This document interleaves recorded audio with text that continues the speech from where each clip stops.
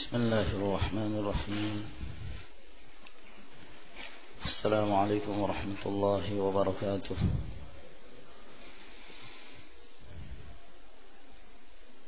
إن الحمد لله نحمده ونستعينه ونستغفره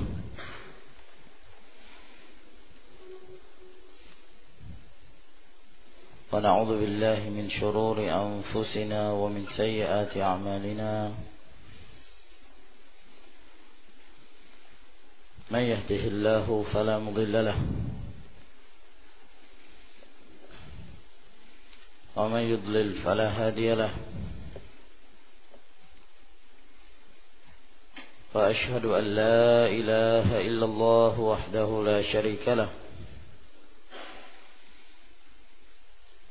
وأشهد أن محمدا عبده ورسوله، وصلى الله عليه وعلى آله وأصحابه وسلم تسليما كثيرا. أما بعد،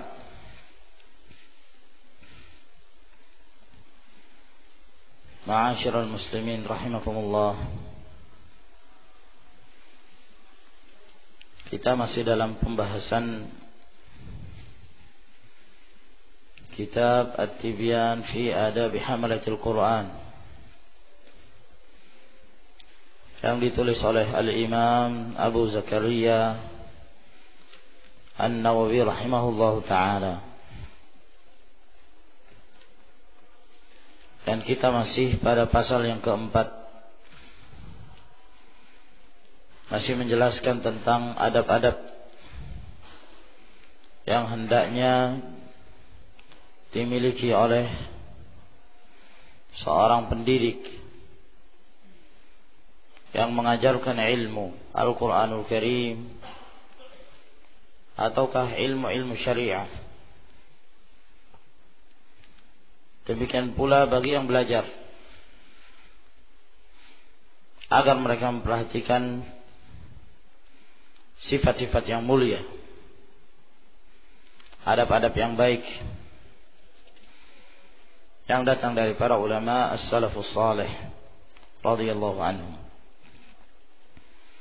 Kita lanjutkan kembali ke pasal yang berikutnya. Berkata Imam Abu Zakaria Yahya bin Sharaf An-Nawawi rahimahullahu ta'ala, faslun. Pasal yang berikutnya, وَيَنْبَغِي أَلَّا يَتَعَاظَمَ عَلَى الْمُتَعَلِّمِينَ. Dan sepantasnya lah bagi seorang pendidik untuk tidak mengangkat diri di hadapan orang-orang yang belajar, tidak menganggap bahwa dialah yang paling tinggi, tidak bersikap congkak, tidak menyombongkan diri di hadapan orang-orang yang belajar kepadanya. Bal yalinu lahum wa yatawadhu lahum. Namun hendaknya dia bersikap halus, merendah, dan bersikap tawadhu kepada mereka yang belajar. Sebab pada hakikatnya seorang guru, dia pun masih terus belajar, dan dia masih terus menimba ilmu, sehingga terkadang mungkin dia mendapatkan faedah berasal dari muridnya. Sehingga kalau seorang guru tersebut menyombongkan diri, merasa tinggi di atas yang lain, maka pada saat muridnya akan memberikan faedah kepada dia, maka mungkin dia akan menolak. Mungkin dia merasa, saya lebih pintar daripada kamu. Dan ini tidak benar. Seorang guru masih saja kurang ilmunya, sehingga bagaimanapun keadaannya dia tetap harus selalu belajar. Oleh karena itu, ada ucapan dari salah seorang ulama salaf, yaitu dari perkataan Sa'id bin Jubair radhiyallahu ta'ala. Beliau mengatakan, la yazalur rajulu 'aliman ma ta'allama. senantiasa orang itu disebut sebagai seorang yang alim selama dia masih terus belajar. Selama dia masih terus menuntut ilmu. فَإِذَا تَرَكَ الْعِلْمَ وَظَنَّ أَنَّهُ قَدْ اسْتَغْنَى وَاكْتَفَى بِمَا عِنْدَهُ فَهَذَا أَجْهَلُ مَا يَكُونُ. Maka apabila seseorang itu dia meninggalkan ilmu, lalu dia merasa cukup dengan apa yang telah dia miliki dari ilmu, maka ini orang yang paling bodoh yang seperti ini. Orang yang paling jahil. Bagaimanapun kita selalu membutuhkan ilmu. Bagaimanapun kita selalu merasa kurang. Jangankan seperti kita, para imam terdahulu, Al-Imam Syafi'i rahimahullah ta'ala. Beliau merasakan semakin bertambah ilmu, ya, justru dia merasakan semakin banyak kekurangan. Ternyata masih banyak yang belum kita ketahui. Sangat banyak sekali. Nah, sehingga dibutuhkan untuk saling ta'awun. Seorang guru memberikan ilmunya kepada murid-muridnya. Demikian pula murid apabila mereka punya faedah, sampaikan pada guru. Dan sepantasnya bagi seorang pendidik untuk menerima faedah itu. Subhanallah, sewaktu kita di Yaman, Asy-Syaikh Muqbil rahimahullah ta'ala, beliau selalu saja mendapatkan faedah dari murid-muridnya. Dan beliau menampakkan itu. Ada yang menulis faedah yang benar demikian Syekh. Apa yang antum sebutkan ada kekeliruan. Maka beliau mengatakan jazakallahu khair ya akhi. Benarkan apa yang anda tulis itu. Yang benar sebagaimana yang disebutkan oleh si fulan. Oleh karena itu terkadang kita mendapatkan dalam beberapa kitab Syekh rahimahullah taala, di sana terkadang disebutkan, ya, penjelasannya demikian dan demikian, faedah ini diberikan oleh si fulan, padahal ini dia muridnya. Itu adalah muridnya. Begitulah, ya. Seorang penuntut ilmu dia masih saja merasa kurang. Sehingga walaupun dia sudah menjadi seorang yang pendidik, seorang yang mengajarkan ilmu, maka dia masih tetap harus menambah ilmunya. Sehingga dia harus bersikap tawadhu. Faqad jaa'a fi at-tawadhu' li ahadin nasi asya'u katsiratun ma'rufah. Telah datang berita-berita yang menjelaskan tentang keutamaan tawadhu', merendah diri kepada manusia. Sangat banyak sekali, dan itu adalah hal yang diketahui. Fa kaifa bi ha'ula'i alladhina hum bi manzilati auladihi ma'a ma hum 'alayhi من الاشتغال بالقرآن مع ما لهم عليه من حق الصحبة وترددهم إليه. Kalaulah kepada manusia kita bersikap tawadhu, kita merendah diri kepada siapapun dari kalangan manusia, maka terlebih-lebih lagi terhadap mereka murid-murid kita yang mereka kedudukannya sama seperti anak-anak kita sendiri, di mana mereka menyibukkan dalam membaca Al-Quran, mempelajari Al-Quran bersama kita, sehingga mereka lebih berhak untuk memiliki hak bersahabah dengan mereka, karena seringnya mereka bertemu kita, ya. Seharusnya mereka lah orang-orang yang paling dekat dengan kita. Nah, sehingga kita lebih patut untuk merendah diri kepada mereka. Waqad jaa'a an-nabi sallallahu alaihi wasallam annahu qala, telah datang riwayat dari Nabi sallallahu alaihi wasallam bahwa beliau bersabda, linu liman tu'allimuna wa liman tata'allamuna minhu. Bersikap lemah lembutlah, bersikap haluslah kepada orang yang kalian ajar dan kepada orang yang kalian belajar darinya. Siapa yang kalian ajar dan kepada siapa kalian belajar darinya, lemah lembutlah kepada mereka. Namun hadis ini dhaif, ya. Riwayat ini lemah. Nah, namun dikuatkan dengan keumuman dari ayat-ayat Allah Subhanahu wa taala. Di sana sangat banyak sekali nas-nas yang umum yang menganjurkan kita untuk bersikap lemah lembut, bersikap tawadhu'. Waqfid janahaka liman ittaba'aka minal mu'minin. Rendahkanlah dirimu terhadap orang-orang yang mengikutimu dari kalangan kaum mukminin. Walau kunta faddan ghalidhal qalbi lam faddu min hawlik. Ya. Kalaulah engkau menjadi orang yang keras, kata-katanya keras terhadap mereka, maka mereka akan berpaling dari, mereka akan lari. Nah, apalagi terhadap murid-murid kita sendiri, yang mereka adalah saudara-saudara kita. Wa an Ayyub As-Sakhtiyani rahimahullahu ta'ala qala, dari Ayyub As-Sakhtiyani rahimahullah, beliau mengatakan, yambaghi lil alimi, sepantasnya lah bagi seorang yang alim, ayyad'at turaba ala ra'sihi tawadhu'an lillahi azza wa jalla. Sepantasnya lah bagi seorang yang alim untuk meletakkan tanah di atas kepalanya sebagai tanda merendah dirinya dia di hadapan Allah Subhanahu wa taala. Ya, ini siapa sih kita ini? Setinggi-tinggi ilmu yang kita miliki, kita adalah orang yang sangat rendah, orang yang sangat fakir di hadapan Allah Subhanahu wa taala, sehingga hendaknya kita selalu merendah diri. Ya. Apa yang kita dapatkan dari ilmu datangnya dari Allah Subhanahu wa taala. Subhanaka la ilma lana illa ma 'allamtana. Kami tidak memiliki ilmu kecuali yang Engkau ajarkan kepada kami, ya Allah.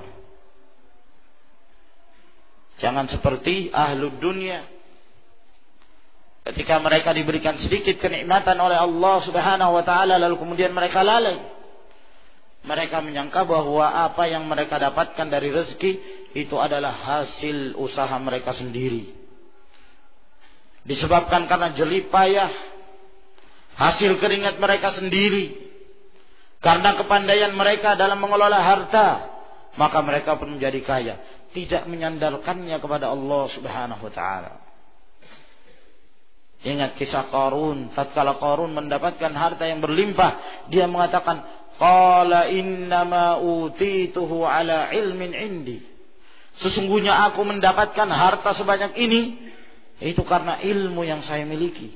Saya pandai mengelola harta, saya pandai memanage harta, ya. Sayalah yang menjalankannya, saya semuanya saya. Tidak sadar bahwa yang memberikan itu adalah Allah Subhanahu wa taala. Awalam ya'lam anna Allah qad ahlaka min qablihi minal quruni man huwa ashaddu minhu quwwatan wa aktsaru jama'. Apakah dia tidak tahu bahwa Allah Subhanahu wa taala telah membinasakan orang-orang dari sebelum dia, dari kurun-kurun sebelumnya, padahal mereka itu orang yang lebih kuat dan orang yang lebih banyak hartanya dibandingkan Qarun, namun dibinasakan Allah Subhanahu wa taala. Tidak berarti, karena semuanya datang dari Allah. Apa yang kita miliki itu datangnya dari Allah Subhanahu wa taala. Kalau kita meyakini bahwa itu datangnya dari Allah, maka berbuat baiklah kita kepada manusia sebagaimana Allah berbuat baik kepada kita. Wa ahsin kama ahsanallahu ilaik. Wa la tabghil fasada fil ard, innahu la yuhibbul mufsidin. Berbuat baiklah kamu sebagaimana Allah berbuat baik kepada kamu. Allah yang memberikan kamu harta, semestinya kita berbuat baik kepada manusia. Jangan membuat kerusakan di muka bumi. Sesungguhnya Allah Subhanahu wa taala tidaklah menyukai orang-orang yang merusak. Kemudian pasal yang berikutnya, wa yanbaghi ay yu'addibal muta'allima 'ala at-tadrij bil adabis saniyati. Dan sepantasnya lah seorang pendidik untuk mengajari atau mendidik, memberikan pelajaran, ya, mentakdib, menghukum dengan cara yang adab kepada muridnya, secara berangsur-angsur, secara bertingkat-tingkat, menghukum mereka dengan adab-adab yang baik, adab-adab yang mulia, wasyamil mardiyah, dan dengan perangai-perangai yang terpuji, yang diridai, wa riyadhatu nafsihi biddaqa'iqil khafiyyah, dan senantiasa membiasakan jiwa untuk selalu memperhatikan hal-hal yang kecil, hal-hal yang teliti. Nah, yang kadang-kadang orang mungkin tidak terlalu memperhatikan, namun kita perhatikan, memberikan adab yang baik kepada murid-murid tersebut. Nah, terkadang satu hal yang sepele, namun kalau itu menjadi kebiasaan murid, lama-kelamaan menjadi kebiasaan yang buruk. Nah, terkadang ada sebagian murid, naik di atas kendaraan orang lain, padahal itu kendaraan milik orang lain misalnya. Nah, mungkin kita menganggap itu sepele. Tapi yang menjadi pertanyaan, apakah pemilik kendaraan itu ridha? Kendaraannya disentuh, kendaraannya dinaiki, kendaraannya dipegang, diapa-apakan. Mungkin dia tidak begitu. Iya kalau tidak terjadi apa-apa. Tapi kalau dapat menyebabkan rusak kendaraannya, mungkin kaca spion yang jadi rusak, atau mungkin yang lainnya, yang namanya anak-anak. Hal-hal yang seperti ini perlu dididik. Nah, subhanallah. Ketika saya di Yaman, ada salah seorang syekh. Syekh ini lewat, melihat ada seorang santri yang sedang menggunakan kaca spion milik mobilnya orang lain, mobil dari milik orang lain. Nah, sambil berkaca gitu. Nah, maka syekh ini menegur orang itu. Nah, ya rajul, la tasta'mil asya'an nas illa bi'idn. Jangan kamu menggunakan punya orang kecuali dengan izin. Subhanallah. Kadang-kadang yang perkara yang sepele seperti ini tidak diperhatikan oleh orang lain, namun bisa berakibat buruk. Yang kalau terbiasa, seorang akan menganggapnya sebagai sesuatu yang tidak memiliki dampak. Yang seperti ini diperhatikan, wa yu'awwiduhu as-siyanata fi jami'i umurihi al-batinati wal jaliyah, dan membiasakan murid-murid tersebut agar mereka senantiasa memelihara setiap keadaannya, setiap perkaranya, secara batin maupun secara zahir. Nah, secara batin maupun secara zahir dibiasakan. Adabnya dia, kebersihannya dia. Nah, dibiasakan untuk mengamalkan sunnah Nabi sallallahu alaihi wasallam. Wa yuharridhuhu bi aqwalihi wa af'alihi al-mutakarrirat 'ala al-ikhlas was-sidq wa husnin niyat, dan senantiasa mendorongnya dengan ucapan-ucapannya dan perbuatan-perbuatannya yang berulang-ulang kali. Terus kita mendorong mereka untuk senantiasa ikhlas dalam mengamalkan dan berucap, untuk senantiasa jujur dalam mengucapkan sesuatu dan memperbaiki niyyah. Wa muraqabatillahi ta'ala fi jami'il lahadhat, dan senantiasa merasa diawasi Allah subhanahu wa ta'ala dalam setiap keadaannya.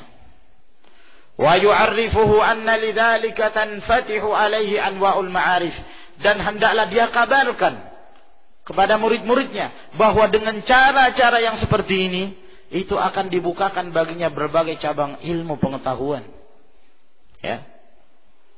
Dengan bertakwa seorang kepada Allah subhanahu wa ta'ala, akan dibukakan ilmu oleh Allah.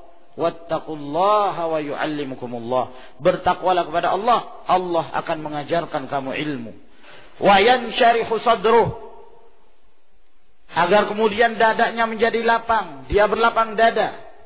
Wa yatafajjaru min qalbihi yanabi'ul hikam wal lataif, sehingga terpancarlah dari hatinya sumber-sumber kebijakan dan sumber-sumber kelembutan, jika dibiasakan untuk senantiasa menjaga adabnya. Wa yubarikullahu lahu fi ilmihi wa halih, sehingga Allah subhanahu wa ta'ala memberikan barakah kepadanya pada ilmunya, pada keadaannya, wa yuwaffiqu fi af'alihi wa aqwalihi. Dan Allah Subhanahu wa taala senantiasa memberikan taufik pada perbuatan-perbuatan dan ucapan-ucapannya. Memelihara adab, ya. Nah, mendidiknya secara perlahan-lahan dengan didikan yang baik. Faslun, pasal yang berikutnya, ta'limul muta'allimina fardu kifayah. Mengajar orang hukumnya adalah fardu kifayah. Ya, mengajarkan ilmu kepada orang lain. Asal hukumnya fardu kifayah. Fa illam yakun man yasluhu lahu illa wahidun ta'ayyana alaih. Namun kalau ternyata tidak ada orang yang bisa untuk mengajari di satu kampung, maka hukum bagi orang tersebut menjadi fardu ain. Wajib bagi dia. Kenapa? Gak ada orang lain yang bisa mengajar kecuali dia. Maka hukumnya fardu ain bagi dia yang bisa mengajar, yang bisa mendidik, yang bisa menyampaikan ilmu. Tapi kalau banyak, asal hukumnya fardu kifayah, kata beliau. Wa in kana hunaka jama'atun yahsulu at-ta'limu bi ba'dihim, dan apabila di sana ada beberapa orang yang mereka mampu menangani dalam hal mendidik, mengajarkan ilmu kepada sebagian mereka, fa in imtana'u kulluhum azimu. Kalau mereka semua sekelompok orang ini yang mereka bisa mengajar, tidak satu pun ada yang mau mengajar, mereka semuanya berdosa. Ya. Sebab tidak diperbolehkan meninggalkan manusia dalam keadaan jahil. Sehingga harus salah satunya, minimalnya salah satunya, afdolnya seluruhnya mengajar, menyampaikan ilmu, apa yang mereka miliki dari ilmu. Wa in qama bihi ba'dhum saqatal haraju 'anil baqin. Kalau sebagian mereka telah menegakkan ta'lim, telah mengajarkan ilmu, maka telah gugur kewajiban itu atas yang lain. Tidak ada dosa lagi bagi yang lainnya. Ya. Nah, ini berkenaan tentang hukum mengajarkan ilmu kepada orang lain. Hukum asalnya fardu kifayah. Kalau ternyata tidak ada orang yang lain yang mengajar di tempat tersebut, maka dia yang bisa mengajar hukumnya menjadi fardu ain. Kalau di sana ada beberapa orang yang bisa mengajar, tidak satu pun yang mau mengajar, semuanya berdosa. Harus ada salah satu minimal yang mengajarkan ilmu. Wa in tuliba min ahadihim wamtana'a. Nah sekarang, kalau misalnya ada orang datang kepada orang ini yang bisa mengajar ini, orang ini datang dan mengatakan, tolong ajarlah kami, berikanlah ilmu kepada kami, lalu dia mencegah diri, nggak mau. Ya, orang ini, wah saya sibuk, saya nggak ada waktu, ya, saya nggak bisa ngajar. Padahal dia bisa ngajar. Fa azharul wajhaini annahu la ya'zam. Maka pendapat yang paling kuat bahwa dia tidak berdosa. Ya, lakin yukrahu lahu dzalik. Akan tetapi dimakruhkan, sangat dibenci bagi dia untuk menolak. Ada orang yang meminta dia untuk mengajar lalu dia menolak. Illam yakun lahu udhrun, kalau dia tidak punya uzur. Berbeda kalau memang ternyata dia punya uzur. Kalau dia enggak punya uzur, ada sekelompok datang meminta untuk diajari, enggak mau. Sementara enggak ada yang lain. Kalau enggak ada yang lain menjadi wajib bagi dia. Kalau ternyata ada yang lain tapi dia yang diminta, maka kata beliau hukumnya makruh. Ya, sangat dibenci bagi dia untuk menolak. Walhasil, mengajar itu ma'asyiral ikhwah rahimakumullah sangat bermanfaat. Ya. Di samping kita memberikan faedah kepada orang lain, di samping kita membimbing orang lain, mudah-mudahan di antara mereka ada yang mendapatkan hidayah. Kalau di antara mereka ada yang mengamalkan ilmu yang kita sampaikan, maka kita pun mendapatkan pahalanya. Man dalla ala khairin kafa'ili. Barang siapa yang memberikan bimbingan kepada orang lain, maka kedudukannya dia seperti orang yang mengerjakannya.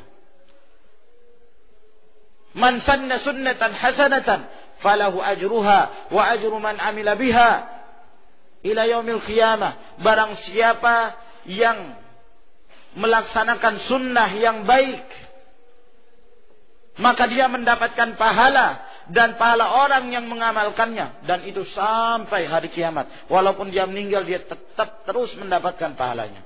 Kemuliaan. Ya. Di samping itu kita yang mengajar pun mendapatkan faidah. Mungkin di sana ada sekian pelajaran yang kita tidak pernah murajaah, kita tidak pernah mengulang-ulang. Dengan mengajar, maka kita teringat. Pelajaran kita terus terulang-ulangi. Ya. Oleh karena itu kata Sufyan Ats-Tsauri rahimahullah ta'ala, man bakhila bil ilmi ubtuliya bi ihda thalati. Barang siapa yang kikir untuk menyampaikan ilmu kepada orang lain, maka dia akan mendapatkan musibah salah satu dari 3 perkara. Yang pertama, ayyansa, mungkin dia akan melupakan ilmu itu.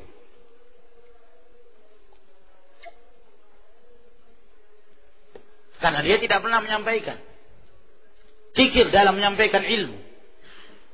Lama-kelamaan dia akan lupa. Atau yang kedua, yamutu wa la yuntafa'u bi, ataukah dia mati sehingga ilmu itu tidak dimanfaatkan. Ya.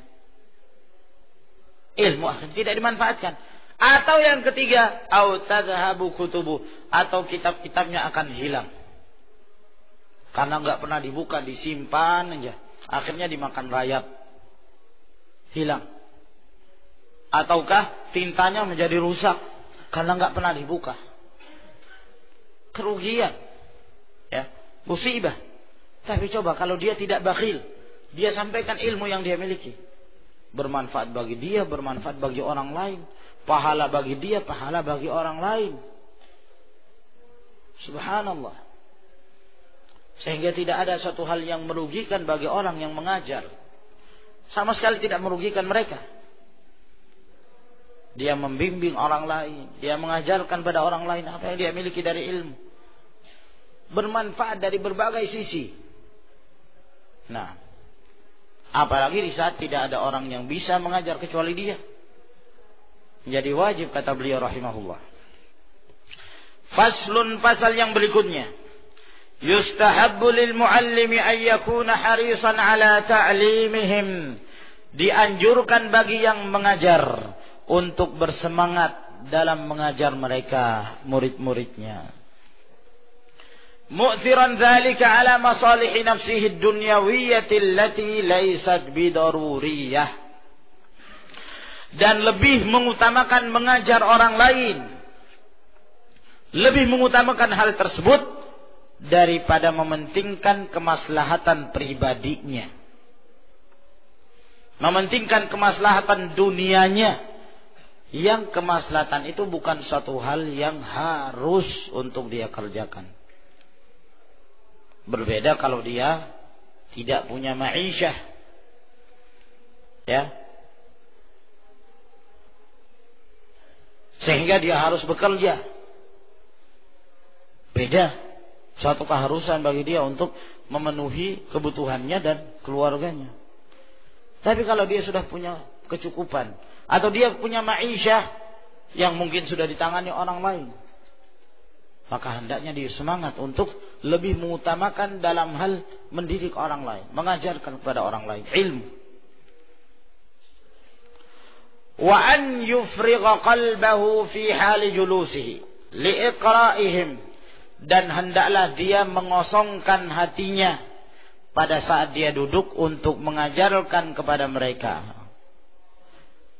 Minal asbabi syaghilati kulliha, mengosongkan hati dari berbagai sebab-sebab yang menyibukkan hatinya. Sebab kalau dia sibuk, hatinya menjadi sibuk, dia tidak konsentrasi dalam mengajarkan ilmu. Wa hiya katsiratun ma'rufah, dan ini sangat banyak sekali sebab-sebab yang menyibukkan itu banyak, dan itu diketahui oleh manusia. Nah, kita hilangkan itu semua. Nah, oleh karena itu tidak sepantasnya seorang itu mengajar dalam keadaan dia marah. Mungkin ada masalah di rumah, Ataukah dia mengajar sementara dia dalam keadaan bersedih, ada kejadian yang memukul dia, yang memukul perasaannya, sehingga tidak konsentrasilah dia. Dan yang semisalnya, ya, dari berbagai macam hal yang menyibukkan hatinya. Wa ayyakuna harisan ala tafhimihim, dan hendaknya seorang guru semangat untuk memahamkan ilmu itu kepada murid-muridnya. Ya. Yang namanya guru ketika dia mengajar tujuannya kan untuk orang lain, agar orang lain memahami. Nah, jangan paham sendiri. Kadang-kadang ada guru yang seperti itu. Dia menyampaikan ilmu, muridnya nggak paham-paham. Ya. Nah, dia setengah mati menjelaskan. Ya. Tapi ketika ditanya, fahim tuh, kalian sudah paham? Belum. Nah, dijelaskan lagi, nggak paham-paham. Subhanallah. Oleh karena itu penting, ya, kepandaian untuk memahamkan kepada orang lain dalam hal mengajarkan ilmu. Tidak setiap orang diberikan kelebihan yang seperti itu. Nah, terkadang ada seorang pinter, bukan main, masya Allah. Mungkin dia punya banyak hafalan, punya ilmu yang luas, tapi tidak pandai dalam mengungkapkan sesuatu untuk memahamkan para hadirin. Ya, sehingga yang dengar nggak paham-paham. Ya. Atau mungkin gurunya tidak mengetahui kapasitas murid-muridnya, kapasitas para hadirin, ilmu apa yang harus disampaikan kepada mereka. Nah ini penting. Ya. Terkadang seorang guru, ya, yang terpenting bagi dia, pokoknya dia murojaah, nggak peduli dengan siapa dia berhadapan. Dia sampaikan ilmu. Ya. Setiap hadis ditakhrij, dikeluarkan oleh fulan dari jalan fulan. Nah, sehingga terakhir kesimpulannya ditanya kepada para hadirin, kalian paham? Enggak. Yang kami tahu ustadznya pinter. Paham? Enggak tahu. Ngomong apa itu enggak ngerti. Ya. Yang penting kesimpulannya ustadznya pinter, hafalannya bagus. Ya, ini tidak bermanfaat yang seperti ini.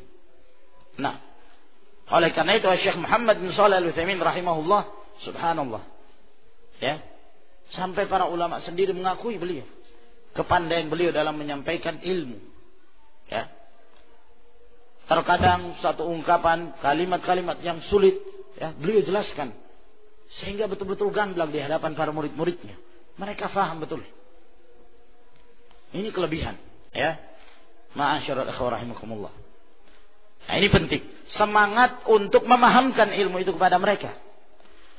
Wa ayyu'tiya kulla insanin minhum ma yaliqu bihi, dan hendaklah dia memberikan kepada setiap manusia, setiap yang belajar dari mereka, yang sepantasnya, yang sewajarnya, sesuai dengan tingkatan keilmiahan yang mereka miliki. Ya. Tergantung dengan siapa kita berhadapan. Kadang-kadang dengan orang awam yang baru belajar ilmu, belajar tauhid, yang dasar-dasar kita sampaikan. Nah, yang dasar. Ya. Kalau orang yang baru belajar tauhid, langsung kita mengajarkan pada mereka akidah wasithiyah, misalnya, akan menjadi sulit bagi mereka. Nah, apalagi kalau dijelaskan berdasarkan, ya, kaidah-kaidah yang panjang lebar. Akidah wasithiyah sebenarnya mudah, ya. Nah, dan bukan satu hal yang sulit. Akan tetapi terkadang sebagian guru menyampaikan bukan pada levelnya. Yang dihadapi orang-orang yang baru dalam belajar, maka jangan diberikan tingkatan yang tinggi untuk mereka, sesuai dengan kadar mereka. Nah, inilah yang dinasihatkan oleh para ulama. Ya. Kata Ali bin Abi Thalib radhiyallahu ta'ala anhu, hadithun nas bima ya'rifun. Hendaklah kalian menyampaikan berita kepada manusia dengan apa yang mereka ketahui. Ma anta bimuhadditsin qauman la tablughu uquluhum illa kana li ba'dihim fitnah. Tidaklah engkau menyampaikan satu berita kepada satu kaum yang tidak sampai akal-akal mereka kepadanya, melainkan itu akan menjadi fitnah. Nah, fala yukthir ala man la yahtamilul ikthar, maka jangan dia memperbanyak kepada orang-orang yang tidak mampu untuk diperbanyak. Wala yuqassir liman yahtamilu ziyadah, jangan juga dia mengurangi kepada orang yang mampu untuk diberi tambahan ilmu. Keadaan orang berbeda-beda tingkatan keilmiahannya. Wa ya'muruhum bi'i'adati mahfuzatihim, dan hendaklah seorang guru menganjurkan, memerintahkan kepada murid-muridnya untuk selalu mengulang-ulangi hafalan-hafalan mereka. Wa yuthni ala man zaharat najabatuhu ma lam yukhsha alaihi fitnatun bi'ijabin aw ghairihi, dan hendaklah dia memuji dari kalangan muridnya orang-orang yang nampak kepandaian dan kecerdikannya, selama tidak dikhawatirkan fitnah. Mungkin kalau murid tersebut dipuji, maka dia akan takjub, dia akan menyombongkan diri, dia akan merasa lebih tinggi dibandingkan yang lain. Nah, ini jangan. Kalau seperti ini jangan dipuji. Nah, wa man qassara an nafahu ta'nifan latifan ma lam yukhsha tanfiruh, dan siapa yang qassar, ya, siapa yang kurang adabnya, siapa yang kurang, ya, kesungguhannya, maka hendaklah dia menegurnya dengan teguran yang halus. Selama tidak dikhawatirkan dia akan lari. Wala yahsudu ahadan minhum li bara'atin tadhharu minhu, dan jangan dia merasa dengki, bersikap hasad kepada seorang pun dari mereka, karena mungkin kepintaran yang nampak, yang muncul dari kalangan murid-muridnya. Karena setiap dia mengajar, mungkin di antara murid-murid itu ada yang nampak kepandaiannya, ya. Sehingga jangan kita bersikap hasad, menghendaki agar kepandaian itu hilang dari orang tersebut. Wala yastaghfir fihi ma an'ama Allahu bihi alaihi, fa innal hasada lil ajanibi haramun syadidut tahrim, dan jangan dia merasa banyak terhadap apa yang telah Allah berikan kepadanya. Ketika kita melihat ada orang, Masya Allah, setiap yang kita ajarkan dia paham, jangan kita menyangka bahwa itu sudah terlalu banyak, ya, ini sudah terlalu banyak, sudah nggak usah diajar lagi misalnya. Atau mengharapkan apa yang telah dia miliki dari ilmu, kita mengharapkan agar dikurangi. Jangan, biarkan. Ya. Justru itu adalah kebaikan. Ilmu yang banyak yang didapatkan oleh seorang murid, dia mengambil manfaat darinya, mendapatkan faedah darinya, mengamalkannya, itu akan dirasakan pula, ya, faedahnya bagi sang guru yang mengajar. Fa innal hasada lil ajanib haramun syadidut tahrim, sesungguhnya sikap atau sifat dengki, sifat hasad kepada orang lain selain murid, hukumnya haram dan sangat keras haramnya. Fa kaifa lil muta'allim alladhi huwa bimanzilatil walad, bagaimana kalau dia hasad kepada muridnya sendiri yang itu kedudukannya sama seperti anaknya.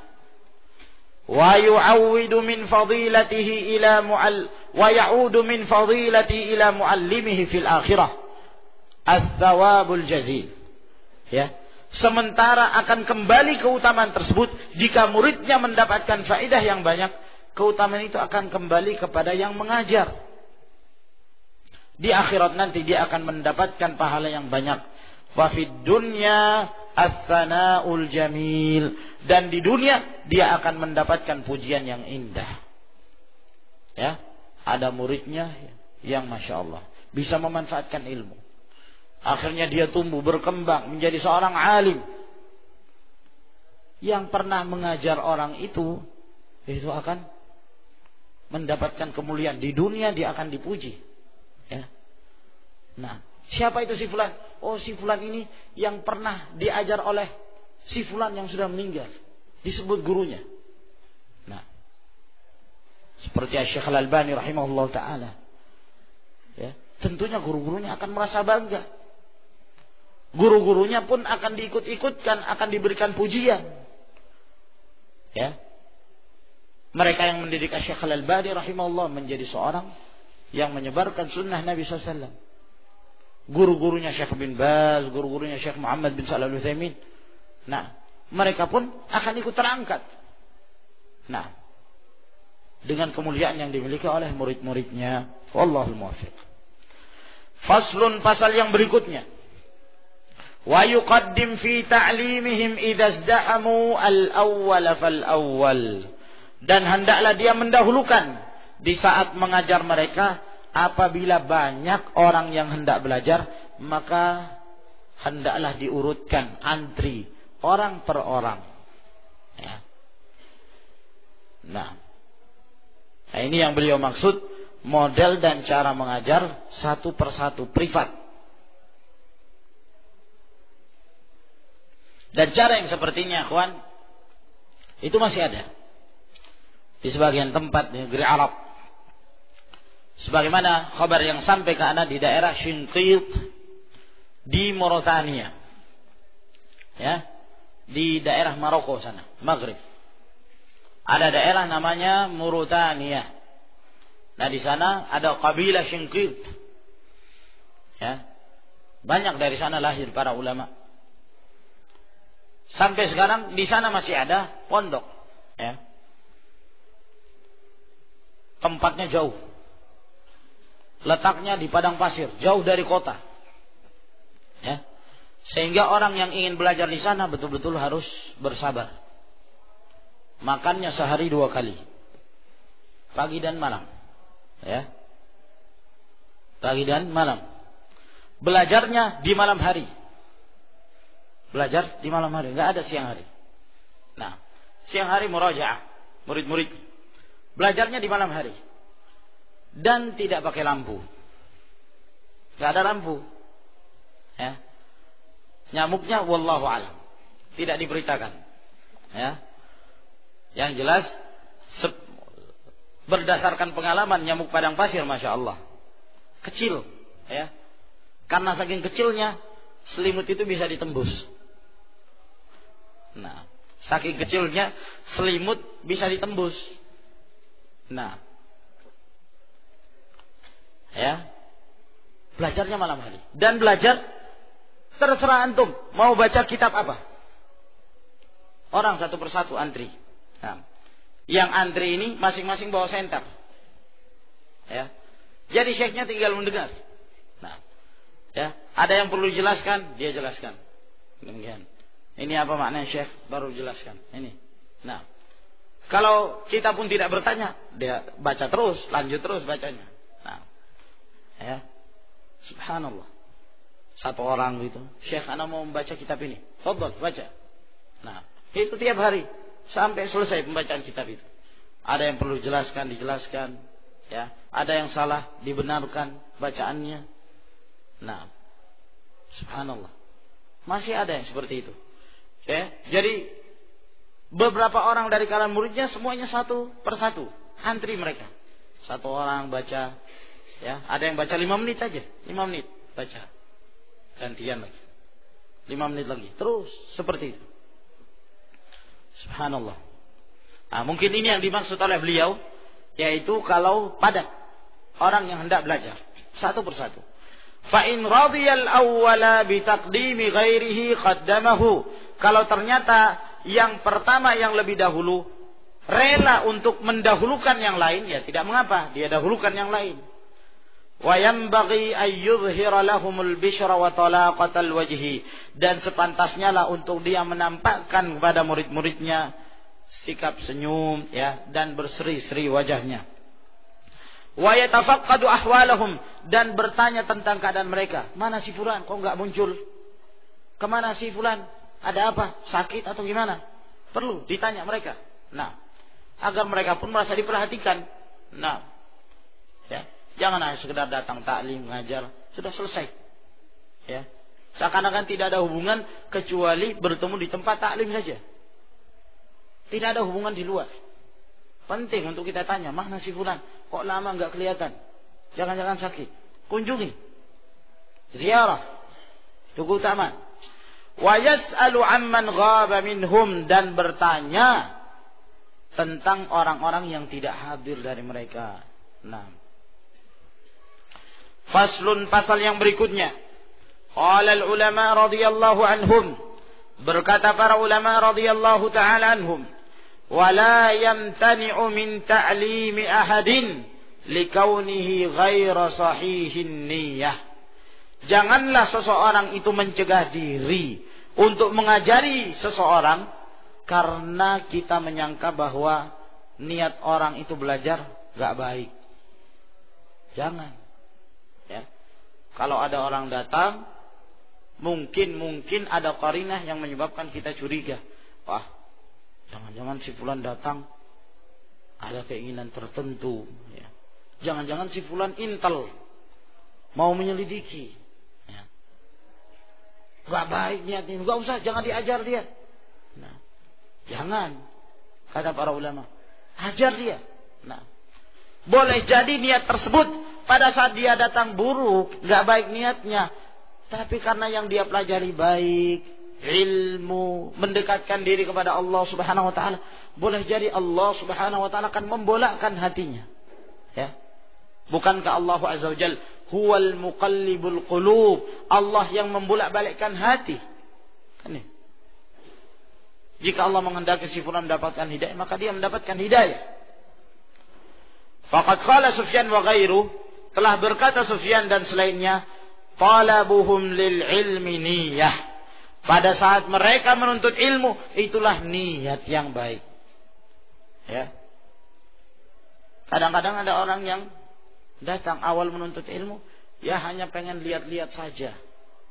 Nah, hanya mau lihat saja. Kayak apa sih hidup di pondok? Ya. Nah, ataukah mungkin ke Yaman misalnya, ya, agak keren sedikit, keluar negeri. Nah, gak apa-apalah, walaupun malas, yang penting luar negeri. Ya. Nah, biasanya orang yang diperhatikan kan dunianya.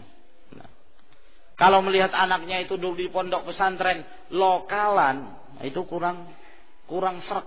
Ya. Apalagi terhadap tetangganya yang lain. Gimana kalau mendengar anak saya duduk di pondok pesantren, ya, cuman di Kalimantan lagi, ya, atau hanya di Jawa. Nah, nggak go internasional. Nah, ini kurang, ya, nggak ada bahasa, tidak ada yang bisa dijadikan sebagai bahan perbincangan dengan para tetangga. Tapi kalau misalnya anaknya di luar, ya, biarlah miskin, yang penting di luar negeri. Ada yang seperti itu, ya.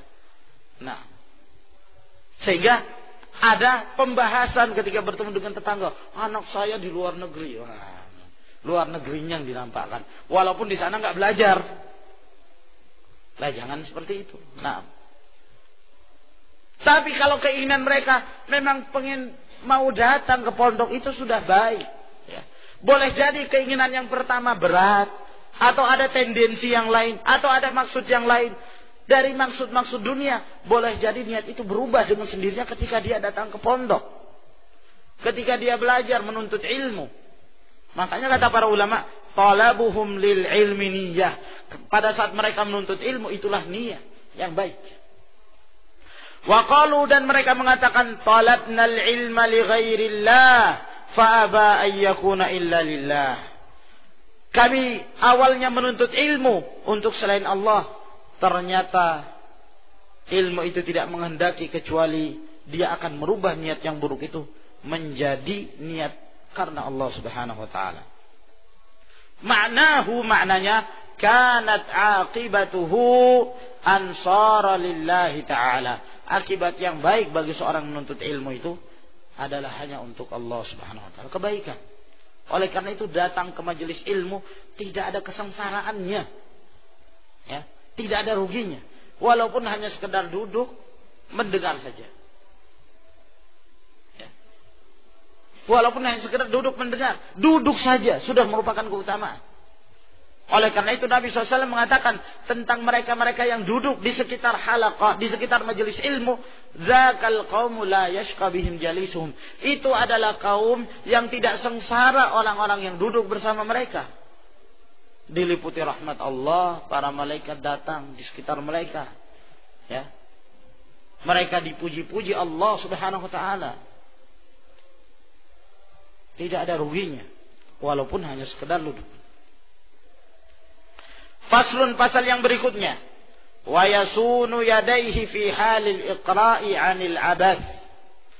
Hendaklah seorang pengajar menjaga kedua tangannya pada saat dia mengajar dari berbuat abath. Ya. Berbuat yang tidak senonoh. Melakukan perbuatan sia-sia. Ngajar sambil tangannya meraba-raba macam-macam. Ya, terserah macam-macam perbuatannya. Enggak tenang. Ya. Nah, ini dijaga kata beliau.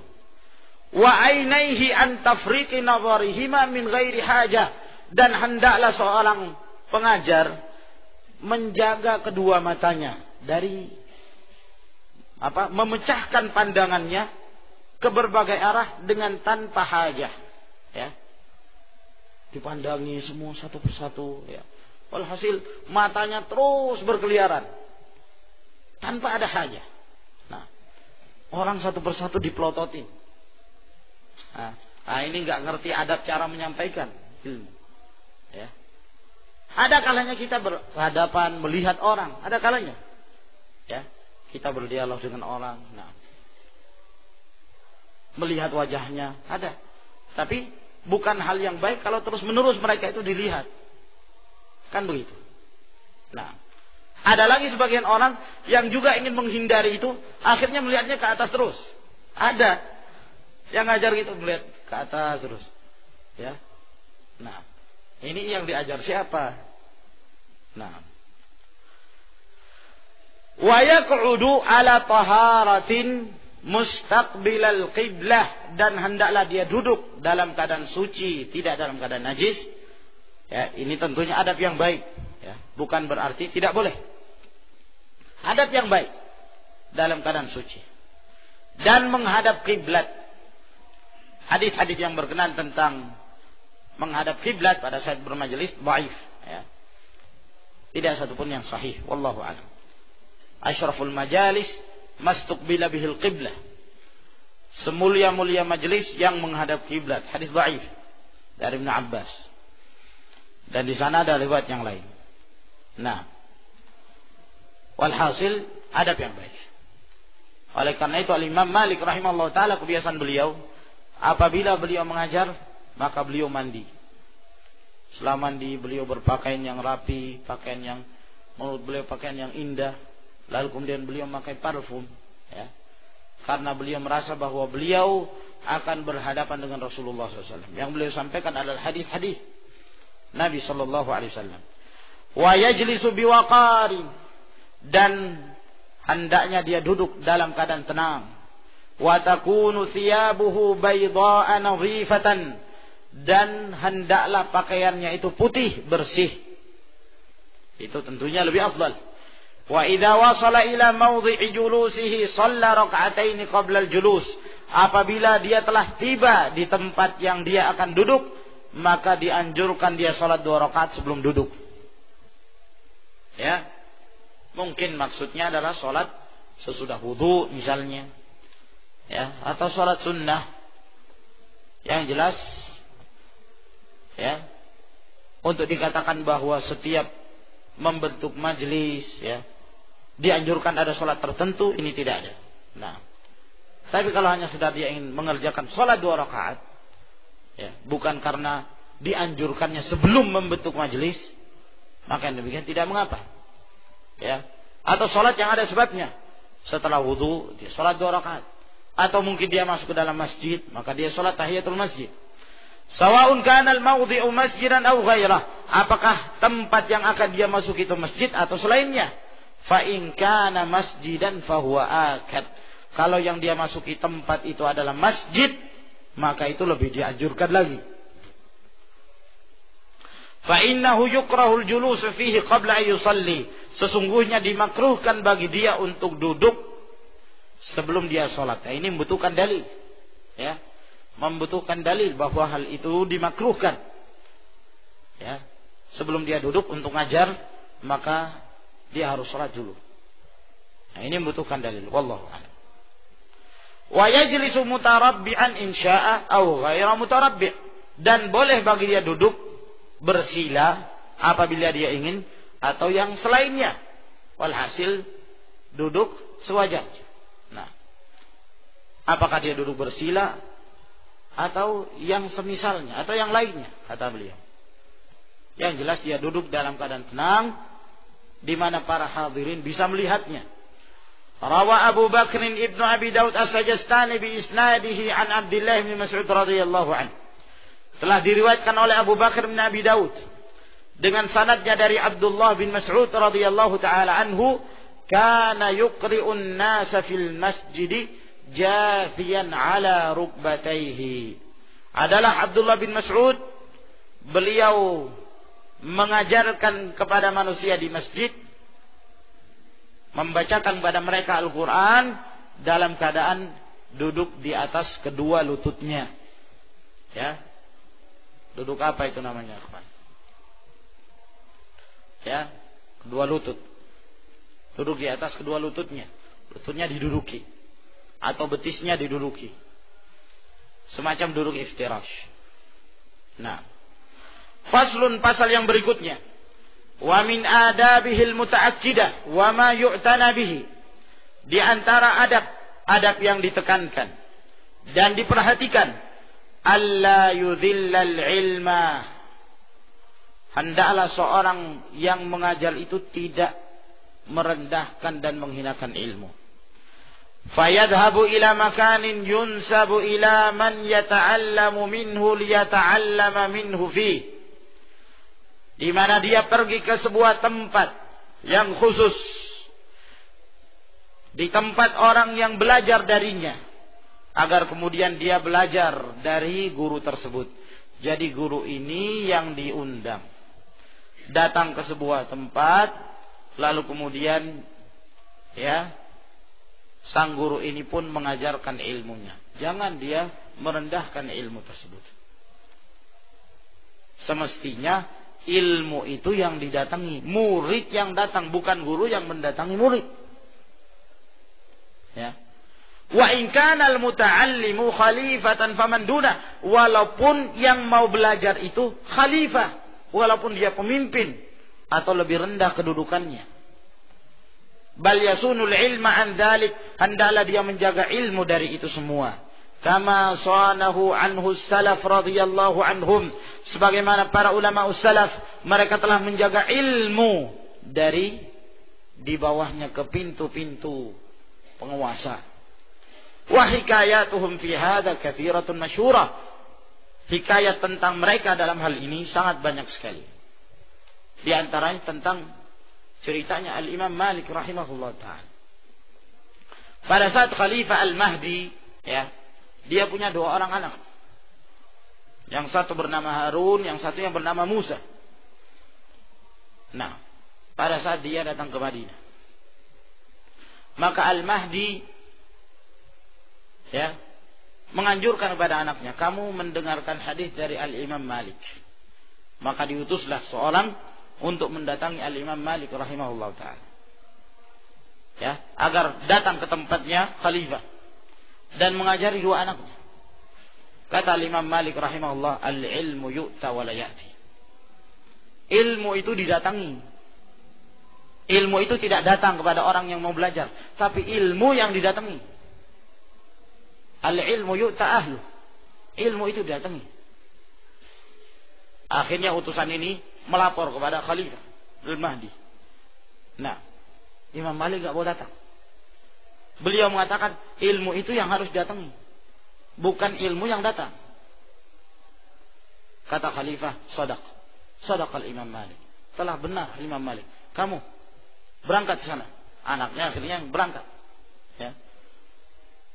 Tentunya di sana ada pendampingnya, ya, yang mendidik anaknya ini, muaddib. Datanglah ke majelis Al-Imam Malik. Begitu datang ke majelis Al-Imam Malik, maka kata pengantarnya ini, yang mengantarkan kedua anak ini, ya, Iqra alaina, bacakan kepada kami apa yang telah engkau miliki dari hadis.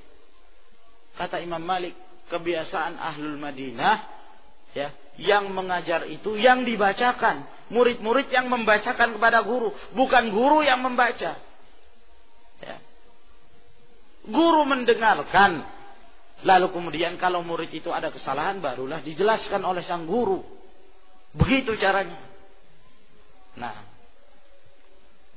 ngapor lagi orang ini kepada Al-Mahdi.